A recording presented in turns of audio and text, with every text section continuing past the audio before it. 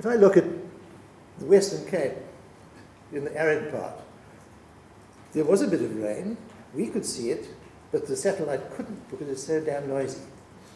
But you also see something really interesting, which I picked out purely by looking at that picture. And those green dots just indicate that's a 29-day cycle.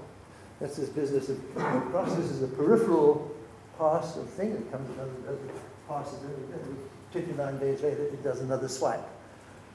And that particular piece of ground must have had features which reacted to the angle of the, dare I say dangle, but the angle of the passes it went over. So a 29-day cycle, and we checked up on the literature and the technology. Yes, 29 days it was. So it's in the data. What we then did is, okay, we have to do some temporal and spatial smoothing. But where the climate is dry, we know that ASCAT is not going to be so good. The noise is too big. But where we pick a couple of good pixels, one in the Eastern Cape and another one in Limburg's Vlei, that's what they look like. They're not one-to-one, but they are linear. There's a linear relationship. And what we find is that the correlation is really quite good. It's about 0.9. The one on the left is 0.87, the one on the right is 0.96. If we plot those for all of the pixels in the country over the 25 kilometer blocks these are now on 0.25 degrees, so they're about 25. What happens then is you see the correlations are very, very high in the higher rainfall region. Okay, in the hinterland, over the Free State Transvaal, Natal, not so good on the coast. And there are places where it doesn't work too well. Those two little rings, incidentally, are the Eastern Cape and the Limburg's Vlei sites I had shown earlier. Place on the dry areas and the coast over the southern coast, not too good. But the Western Cape, not too bad. We're sitting at about 0.6, 0.7, depending on where you are. Cities, of course, are not good. They don't work too well. And just to emphasize the fact that it is really rainfall dependent, that is from the mean annual precipitation map of anything below 350 millimeters. That's what, you're just not getting enough rain for the satellite to receive information. We believe we're good, but the satellite is not so hot. So what I'm looking at is corroboration over a large part of the country where most of our, let us say, people are living, and most of the people are, the agriculture over that particular area is very high as well. In the northwestern part of the country, of course, is dry, and you've got a few gemsbok, but I don't know that you're doing too many mealies up there. I'm not a farmer, but I'm guessing.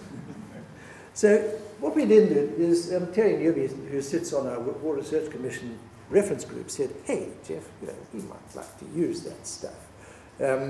Would you mind sending it to us, sending it to our Umlindi, which is their Watchman monthly newsletter? And so what I've got here is the average over the months.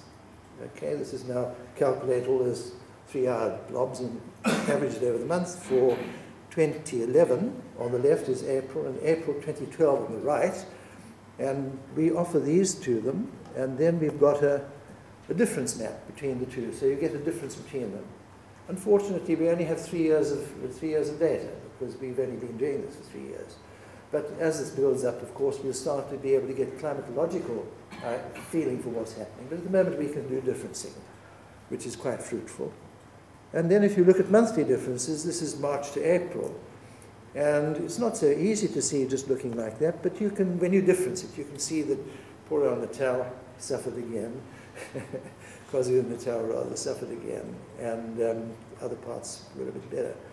So this is quite helpful to, let us say that Absa Bank is looking after farmers and people like that, and they use this information to have a look and see what's going on. And I just, as a byproduct, ETA, these are monthly averages of ETA over a year. And I think that's quite cute.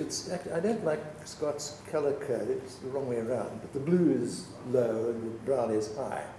I would have done it the other way around, but no matter. You can see the seasonal variation is quite remarkable. Of course, it's so rainfall dependent and temperature dependent that in the winter, our typical winter through August, September, October, building up through to, coming through to, beg your pardon, middle one is April, May, June, July, August, and then starts wetting up again.